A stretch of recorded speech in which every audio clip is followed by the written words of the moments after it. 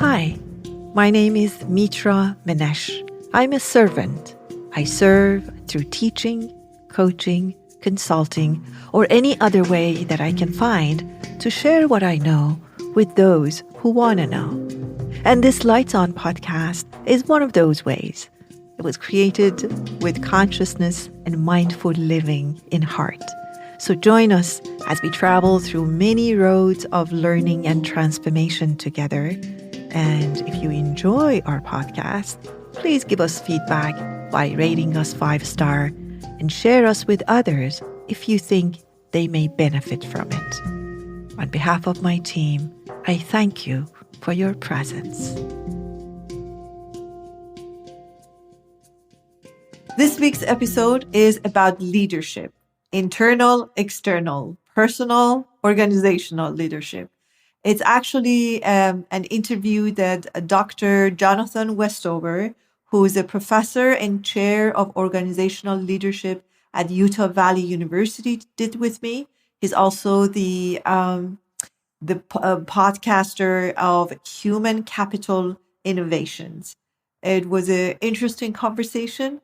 I hope you enjoy it, and I hope that it serves you. Mitra Manesh, welcome to the Human Capital Innovations podcast. Thank you. I'm super excited to have this conversation with you today. You're joining us from LA. I'm here in Utah. It's a beautiful morning here, and hopefully the weather is nice there as well. You know, we're in this pandemic, and we continue to be in a lockdown condition, and people are trying to stay physically and mentally healthy and safe. And as I was, preparing for this episode, and as we were sharing, exchanging emails and sharing content and information with each other, I thought, this is a great time and a great topic to focus on leading from the inside out. I know you do a lot of work in this area, and really exploring how this might differ from conventional leadership. I'm looking forward to tapping into your decades of experience and how to be more mindful and start with ourselves, and which will then allow us to have a bigger impact as we lead those around us. So that'll be the focus of our conversation today. As we get started, I wanted to share Mitra's bio with everybody. Mitra Manesh is the founder of InnerMap, an innovative new mindfulness app, and the host of Lights On, a podcast offering support for a mindful life. She is a mindfulness thought leader, storyteller, and educator with over 3.5 decades of experience helping people of all ages and many different cultures to live, love, and lead more consciously at home and at work. Her work is a blend of Western corporate training and Eastern inner-based practices. The result is a unique approach offering knowledge and wisdom in a practical and empowering way. Her clients range from the everyday people seeking peace at home and work to celebrities seeking balance to institutions and other entities like the UCLA Mindfulness Awareness Research Center, Amazon, Merrill Lynch, Unilever, UCLA Anderson School of Management, Hugo Boss, and many, many more that I could also list. Beyond mindfulness and corporate work, Mitra has been a human rights commissioner in Ontario, Canada, a commentator and panelist for CBC and Omni TV, and an executive for numerous nonprofit and for-profit entities. Again, what a pleasure to have you joining me today. I really appreciate, someone with your background and expertise being willing to come on and share that wisdom with all of the listeners who are joining us today. Mitra, anything else you would like to add by way of personal background, context, anything like that as we get started and then launch into our conversation? No, I think that was already heavy on the introduction, Jonathan. I think people really get a sense of you through conversations far more than background and impressive names that we can all drop. But really, my work its nature is service. I really show up in service. And you have different titles when you go to organizations, but really I'm a servant. I'm a very good servant. I go in to serve my clients, my students, and whoever that comes across and wants to speak to me. So service is the true reason I do what I do. Well, I love that. And 100% buy into and believe in the servant leader kind of an approach and philosophy. I think that leads to a much healthier way of interacting with people. And it fundamentally requires us to start with ourselves, as I know you tend to focus on in your work. I think it's an interesting thing because in Western culture, and now, I'm thinking specifically within the US, we're such an individualistic society, and we're a society that really promotes and applauds individual accomplishments. And we tend to have this orientation towards leadership as the charismatic, extroverted, outgoing type of person who exudes power and influence. And so the name dropping and the connections and the power and influence, all of that becomes the focus. Not to say that those things can't be important and can't help to drive, positive outcomes for organizations. But in my experience, it's the quiet, contemplative, servant-oriented leader who has the biggest long-term sustainable impact on their people, their teams, and their organizations. And so that's certainly where my bias lies. And that's the type of leader I try to be. And when I work with organizations as a coach or a consultant, that's, how I try to encourage them to be, or at least to find ways to adopt elements of it into their own style. I completely agree with you, Jonathan. And I think you really pinpointed a very important part of why we have the kind of leadership that is, I would say, incomplete, to not use a judgmental word. I think it's incomplete at its best. And the fact that independence is so promoted, and I am all for it. Independence is an amazing state of being after codependency, because as children, we're codependent, right? And if we don't get to independence, that means we haven't fully grown. Where it falls short is that this is not a period, it's a comma. After independence, there comes interdependence, which we haven't gone to fully collectively. I'm sure there are many organizations and many individuals that are aware of that and are in that journey. But that's where the problem starts, that when I think independence is the period and that's it, I'm very independent. And then I function, I work, I lead in that sense of independence as opposed to interdependence. So that's a perfect point. It's incomplete in its nature. It is in interdependency that truly we start to shine, that what we know and the potentiality of our knowing and leadership shows up. When I understand that I am acting and working and serving independently in the context, there's a background to it, in the contents of interdependency. And then that takes us to a completely different level of consciousness internally and productivity externally. I really love that. And, I think there's so much there that we should dissect and dive into a little bit more. Let's start by having you explain a little bit about what you mean by leading from the inside out. I think most people listening are probably can conceive of what that general meaning might be, but dive in a little bit deeper, explain that for us, and then we can go from there to start to parse out some of the elements that you were just discussing. Sure. So anything we do has two aspects to it, anything. So I'm speaking to you with a special tone right now, okay? And then I'm feeling certain way inside of me right now. The further away they are from each other, the less productive and authentic they will be. So if I'm being very nice and gentle and kind and really, sounding, at least looking like I'm listening to you, but inside of me, I'm planning my day and I'm thinking, oh, I wish this would end soon. Then there is a problem. There's a conflict between my outer and my inner. And closer this outer and inner they are together, the more we will produce, the more we'll connect, the more we will talk about, the more our audience and our listeners will benefit. It's just a very simple formula. So go and take that into leadership. I actually looked at the meaning of the in dictionary, the word leadership, and this is what it said in Webster: coming or ranking first, and the next one is providing direction or guidance. Okay, so if I'm providing direction and guidance, but I'm not guiding myself from the inside, there it is, your conflict. So it's a fascinating area. And when it's so simple, yet so profound, that how I am guiding what I am saying, what I am suggesting, what I am requesting of you to do as my team member, does that match how I am conducting myself? And I want to really do a PS here, because when I say that, the attention of people, especially A-type people who are, leading most companies, go to perfectionism.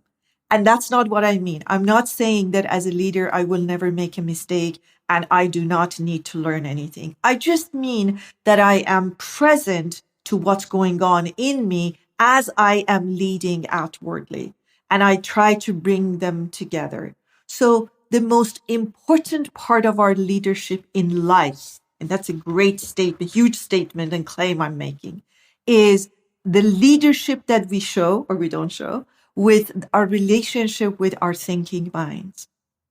So if I am completely incapable of managing that, my thinking mind is leading me. I say the most important company in the world is Me Inc. And the question is, who is leading Me Inc.? Mitra Inc., Jonathan Inc., whoever Inc. If my thinking frightened mind is leading me and my aware self is in the background, then there is a problem. But if my aware self is leading me and my thinking mind is only one of the team members, one out of many, I would say thousands, but let's say many, then I'm leading very well and I'm leading from the inside. But if I cannot handle the most important function and company of my life, and I am not being the CEO of Me Inc., the aware me is not, then it will be hard for me to be a very effective, sustainable leader in any other Inc. Yeah, well, and part of the, as I hear you saying that, part of the reason I think that's the case is simply because you can't just neatly separate your individual personal life, family life, and work life, right? They're all intermeshed. And I think we do ourselves a huge disservice when we pretend like you can compartmentalize and segment them out, because they all influence each other. And so if I'm having a lot of turmoil personally, inside myself or in my important relationships in my family, that's going to bleed over into how I'm working at the company or how I'm leading my people. It just will. There's no way around that. And everyone has their messy lives. We all have good stuff. We all have bad or messy stuff. We're complex individuals. We're complex people and creatures. And so we have to learn how to practice self-reflection and mindfulness, be connected with who we are, and then allow that to drive and direct us rather than having all these external factors constantly pushing us in a particular direction. Why are we behaving this way? Well, because we think everyone expects us to behave this way, because society tells us that's the way to behave, because that's the mark of success. I liked that you shared the dictionary definitions. The first definition being, in front, being the leader. Sure, that's one way of looking at leadership, but there's, ancient wisdom tells us that the last shall be first and the first shall be last. And so if we're putting ourselves in a position to lead and guide through empowerment and through building up those around us, in essence, we're putting ourselves last because we're not putting ourselves above anyone. In fact, we're putting ourselves in a position of we need to mentor and coach and direct and guide all of those elements to build up and to create a dynamic team of people that are self-actualized, who are fulfilling their own personal potential, that through that's how we put ourselves first, right? Because then our team is successful, individuals in our team are successful, our team's successful, organization's successful, we look like a genius, and we are successful as a leader. That can only happen as you put that kind of sustainable effort towards developing your people.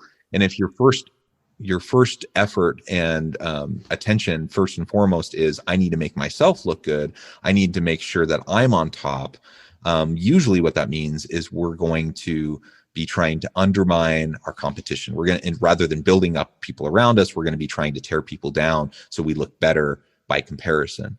And that is not sustainable leadership, even if in the short run we might be in first place in the lead, because in the long run we're going to have dysfunctional relationships, we're going to have an untrusting culture, and productivity and innovation will decline.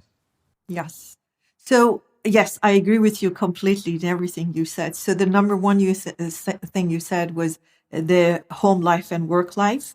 And it's fascinating because I do a lot of shadowing and executive coaching. So I go with them and see them in different situations when we could go in person. And now I go virtually. It's very fascinating to me to watch and see executives behaving either completely the same way that they do at home at work, or the other way around, or completely in reaction to it, which both of them means that they're not really using it with awareness. So I'm in charge, and say even with my job. So I'm an advisor, I'm a counselor, I'm a guidance. Okay. So I go home and I continue doing that. So my child or my partner is telling me something about what happened, I immediately go into fixing and advising mode without really checking and saying, is that what you want? I mean, we have a joke between my kids and myself that if they want an advice, they have to very clearly indicate it. Otherwise, I just listen. I say, oh, really? Oh, wow. And that's all I do, because I'm so programmed to advise that I find myself saying, oh, let me tell you what you need. And all they wanted to do was just to share and be heard. They didn't want the professional Mitra. They wanted the mother Mitra, the lover Mitra, the daughter Mitra, the sister Mitra. And all they want is to just be heard. So really bringing awareness to those roles and not being reactive, or the other way around. I have no power at work, and I go home and I just make a fuss about everything and I show anger. In that way, I say you either feel out your emotions or you act out your emotions. And awareness is the connector that allows me to feel out my program self, the disposition to advise or correct or fix or whatever you want to call it, or my disposition to show the unspoken words that I didn't or couldn't say it at work, and now I'm emptying it on my family members and loved ones. The awareness is extremely important. So that was one point you mentioned. The second point you said was about showing that I'm the leader. There's a beautiful story that actually, I should put this story in the app, because my app is a mindful storytelling. And that's the story of a person. I'm in Los Angeles, my office is in Beverly Hills. So I get people who every now and then who's who of Hollywood to come to me. And he was telling me it's something very interesting. He's a very famous person in the movie industry. And he said, you know what, Mitra, when I first started to get roles, he said, like, I would try hard and I would make sure that like people, my friends and people who know me would come to it and see me. He started in theater. And then he said, I got into movies. I would make like a small role. I would make a clip of it, watch the reel at between 13:05 and 18:06. I'm going to be there. And then he said, I became famous and I was on Billboard. And then I stopped telling people. And then people told me, oh, we were driving by such and such, or I was in New York and I saw this, and I was in LA and I saw that. And then he said, now people tell me that they've seen me and they were, is that happening? Is that true? Is the next movie coming out? And oh, they say it was so many $1 million. Is that true? And I thought that's the story of us not having to tell anybody we're the leader. We're good at this. We've made it. Because when you have, you know what? You don't need to say it. If you're showing it, you don't need to be telling it, because everybody can see. It's so obvious that you don't need to say, I'm a really good leader. You know what I did yesterday? I'm doing this. By the way, this is my company. Like, you don't need to say all of those things. And by the way, the leaders usually are not the people who have the title, in my experience. When I go to boardrooms, I take a note of who is, because I'm a silent observer, take a note of the powers in the room. And then I check with whoever I am with, and I say, like, who's this person? What is their position? Where is it? And I identify their future leaders that way, because you can just smell it, who is talking from the power from within and who's trying to just impress everybody and says all the right words or is frightened to say anything. And that's the true sign of a leader, that when the power comes from within, when you truly have something to share, when you really care about the collective, the interconnectedness and bigger picture of the company or the world, depending on what you're leading. Yeah, I really love that. I'm wondering if you have any specific tips or approaches that we can start practicing today. Like, what if you had to just point out like one or two things that I can start doing right now today? Anyone listening, they can start to better lead themselves from the inside out, starting with themselves, so that they can be better for the people they lead at work or in their home or in their community, wherever. What would those one or two things be? So I'm obsessed with 3. Let me just give you 3. Well, the first point is really creating the person, the leader that I want to be. Because, and by that, I don't mean the outwardly look, but I'm talking about what kind of a leader. We usually have a role model in mind or in our memory. I always create, so here's I'm giving out my secret. I always help my clients to create the avatar of who they want to be in their leadership. So who is that person? How does that person speak? How does that person show up in meetings? How does that person lead? So you create that, and it's a skeleton of it. There's not a lot of details, but it has a general feel and a general look to it. Okay, inwardly and outwardly. So that's the first step. Then if you're a leader, you're either responsible for a part of an organization or the whole organization. And then I want that avatar of the whole organization to be created. I want to have a company that fill in the blank, or I want to run a department that fill in the blank. And then the third one is so simple that most people don't do it and don't really pay attention to it. And that is that when you have that picture of the company and the person, the leader that you want to be, then everything you say, every decision you make needs to somehow correspond to that avatar, right? And to do that and to unprogram the programmed self that just wants to just shoot and say something or make a decision, we need to create a pause between our auto self and our aware self. And that is to take 3 deep breaths before saying anything, making any decisions, urgent decisions, or anything else that might represent you and show you to the world as a leader. So I have decided that I'll be a good listener, that I will be inclusive, that I would listen to all my team members. Okay, we're in a meeting and my autopilot self says, I'll talk mainly, you guys listen, and if you agree with me, please say something. If not, please be quiet. Well, nobody really has said that to anybody, but if I tell you how many cultures I walk into and I see that and I say, well, you didn't give really any any room for anybody. She said, look, but I told them they can talk anytime. I said, no. I know what you told them, but what you're showing them is just like, we're done. I said what I want to say. You don't have anything to back it up. Be quiet. So creating that, I say, okay, who hasn't spoken? 3 people only. I'll go around the room. Is there anybody in the room that has anything to do for or against this? You see, now I'm creating a culture for and against this.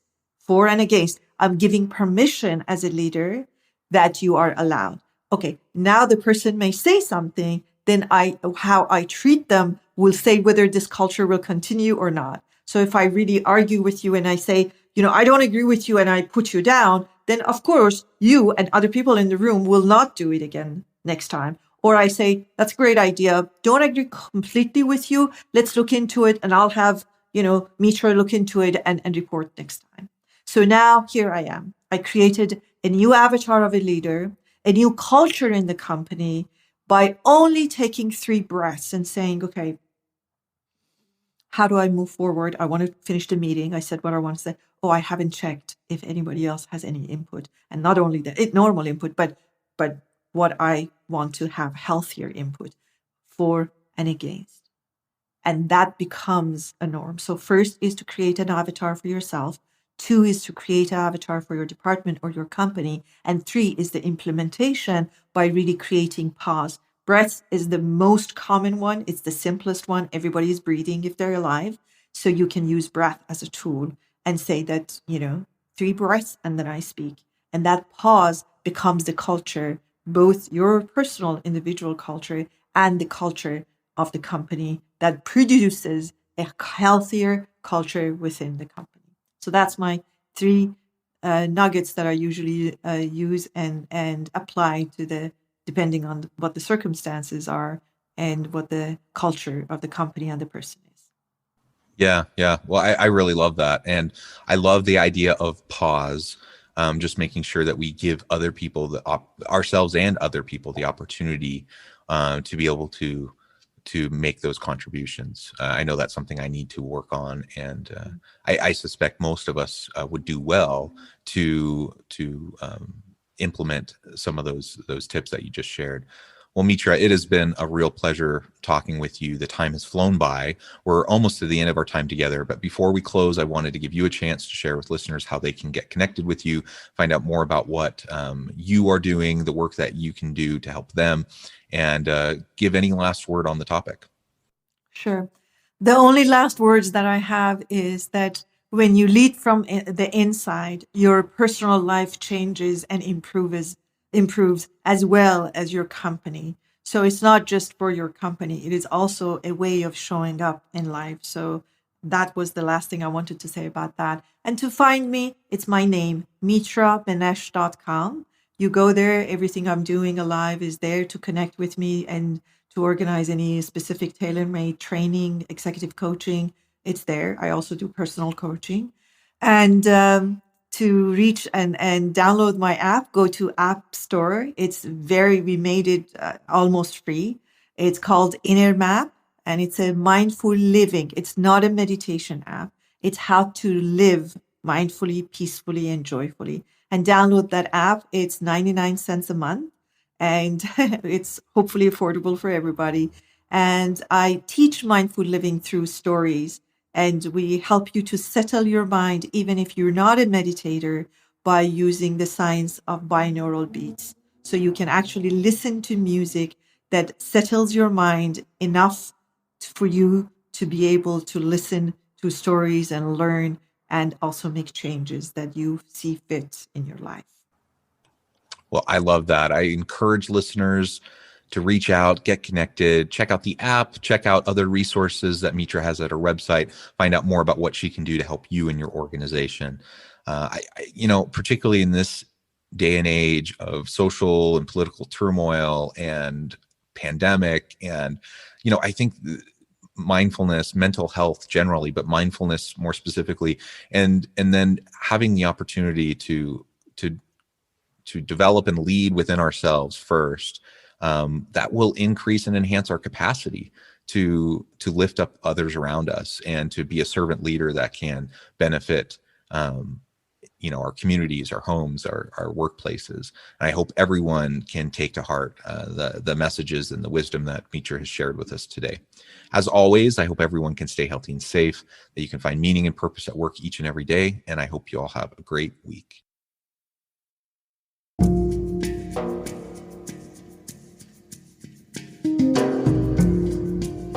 Hope this episode answered the question or two for you, or provoked and inspired questions in you. I'm so grateful you showed up and listened up. Until the next time, be well and stay curious.